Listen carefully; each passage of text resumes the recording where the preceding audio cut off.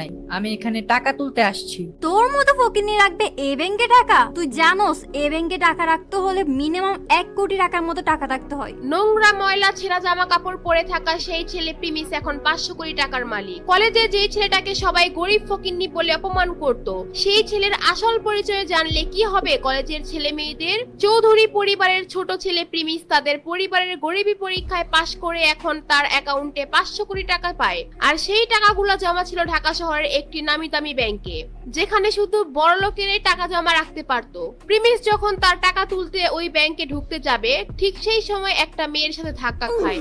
আর ঠিক তখনই sorry ma'am, আমি আসলে দেখি নাই। কি রে, তুই কানা নাকি? চোখে দেখোস না?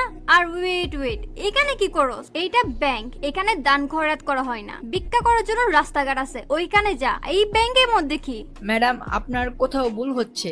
আমি এখানে ভিক্ষা করতে আসি নাই, আমি এখানে টাকা তুলতে আসছি। তোর মতো ফকিনি রাখবে এই ব্যাংকে টাকা? তুই জানোস এই ব্যাংকে টাকা রাখতে হলে মিনিমাম 1 কোটি টাকার মতো টাকা রাখতে হয়, আর না হলে এই ব্যাংকে টাকা রাখতে পারে না। আরে আমি তোর মতো ফকিনির সাথে কেন কথা বলছি? সিকিউরিটি।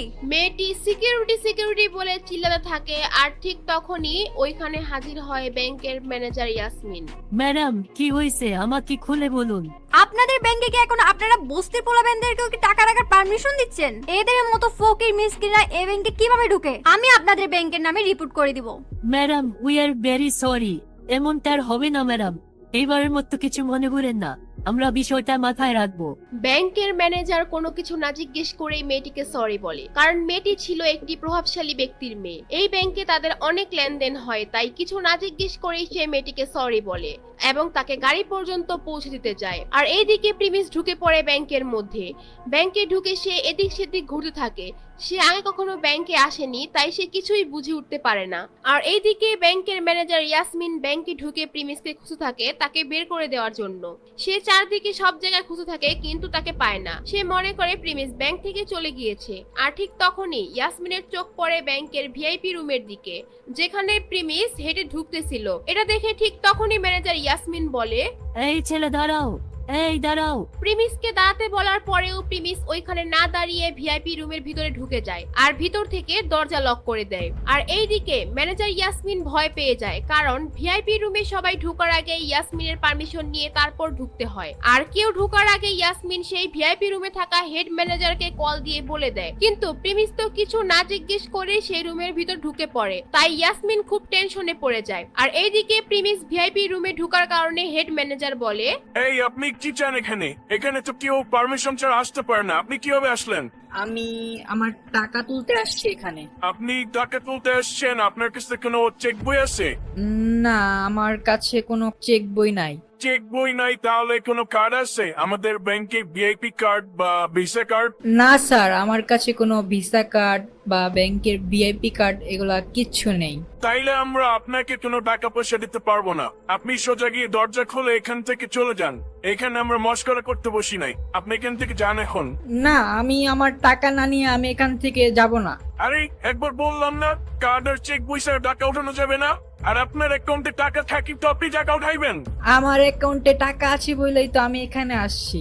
দেখ ভাই, সকাল সকাল মাথাটা নষ্ট করিস না, নাইলে সিকিউরিটি গার্ডরে দিয়ে মার খাওয়া তারপর ব্যাংক থেকে বাইর করুন। প্রিমিস এটা শুনে ঘাবড়িয়ে যায়। আর ওইদিকে হেড ম্যানেজার একদম রেগে যায়। কিন্তু প্রিমিস তো মিথ্যা কথা বলছিল না। প্রিমিসের কাছে কার্ড আর চেক বই ছিল না, কিন্তু তার মানে তো এই না যে প্রিমিস চৌধুরী পরিবারের ছেলে না। হেড ম্যানেজার যখনই সিকিউরিটি গার্ডকে ফোন দিতে যাবে, ঠিক তখনই প্রিমিসের মাথায় একটা বুদ্ধি আসে। আর সে বলে, ফিঙ্গারপ্রিন্ট। ফিঙ্গারপ্রিন্ট? কিসের ফিঙ্গারপ্রিন্ট? আরে আপনি বললেন না যে কার্ড চেক বই লাগবে, আমার কাছে কার্ড নাই কিন্তু ফিঙ্গারপ্রিন্ট আছে। আর আমি জানি আপনাদের এইখানে ফিঙ্গারপ্রিন্ট দিয়ে টাকা তোলা যায়। ফিঙ্গারপ্রিন্টের কথা বলার পর প্রিমিস একটা বড় নিঃশ্বাস নেয়। আর হেড ম্যানেজার ভাবে থাকে, ফিঙ্গারপ্রিন্টের কথা ও কিভাবে জানে? তুমি তাহলে ফিঙ্গারপ্রিন্ট ইউজ করতে চাও? হ্যাঁ, আমি ফিঙ্গারপ্রিন্ট ব্যবহার করতে চাই। হেড ম্যানেজার এটা শোনার পর আরো কনফিউজড হয়ে যায় আর ভাবে ওকে একটা চান্স দেওয়া যায়। আর তারপর ম্যানেজার ফিঙ্গারপ্রিন্টের মেশিন টেবিলের উপর রেখে বলে, এই ছেলে, এখানে ফিঙ্গারপ্রিন্টের মেশিন রাখা আছে, চুপচাপ তুমি মেশিনের মধ্যে তোমার হাতের আঙুলটা বসাও। তারপর প্রিমিস তার হাতের আঙুল ওই মেশিনের মধ্যে চাপ দিয়ে ধরে রাখে। কিছুক্ষণ পর মেশিনে দেখা যায় তার ফিঙ্গারপ্রিন্ট ম্যাচ করছে না। তোমার হাতের ফিঙ্গারপ্রিন্ট ম্যাচ করতেছে না, দেখছো আমি তোমাকে আগেই বলছিলাম এই ব্যাংকে তোমার কোনো অ্যাকাউন্ট নাই। এটা বলার পর ম্যানেজার প্রিমিসের দিকে এমন ভাবে তাকিয়ে থাকে যেন প্রিমিস কোনো বড় অপরাধী। এরপর ম্যানেজার ভাবে প্রিমিস হয়তো বড় কোনো ক্রিমিনাল হতে পারে, হয়তো তার পকেটে কোনো অস্ত্র থাকতে পারে। এটা ভেবে সে তার পকেট থেকে ফোন বের করে পুলিশকে ফোন দেওয়ার জন্য 999-এ কল দিতে যাবে। সেটা দেখে প্রিমিস একদম ঘাবড়িয়ে যায়। 500 কোটি টাকার মেসেজ দেখে খুশিতে তো ব্যাংকের মধ্যে চলে এসে পড়ে, কিন্তু সে বুঝে নাই যে সে এখানে এসে এত বড় একটা সমস্যায় ফেসে যাবে। তো তারপর কি হবে? প্রিমিস কি হেড ম্যানেজারকে পুলিশকে ফোন দেওয়া থেকে থামাবে? আর প্রিমিসের 500 কোটি টাকার মেসেজ যে এসেছিল ওইটা কি তাহলে ফেক ছিল? এগুলো জানতে চাইলে দিবস গেমিং এর চ্যানেলটি সাবস্ক্রাইব করে নোটিফিকেশন বাটন বাজিয়ে রাখেন। আর এই ভিডিওগুলো আপনার কাছে কেমন লাগে কমেন্ট করে অবশ্যই জানাবেন। আর অবশ্যই ভিডিওতে একটা করে লাইক দিয়ে রাখবেন। আর এরকম ইন্টারেস্টিং ভিডিওগুলো দেখতে চাইলে এখানে 2টা ভিডিও দেওয়া আছে, সেগুলো দেখে আসতে পারেন।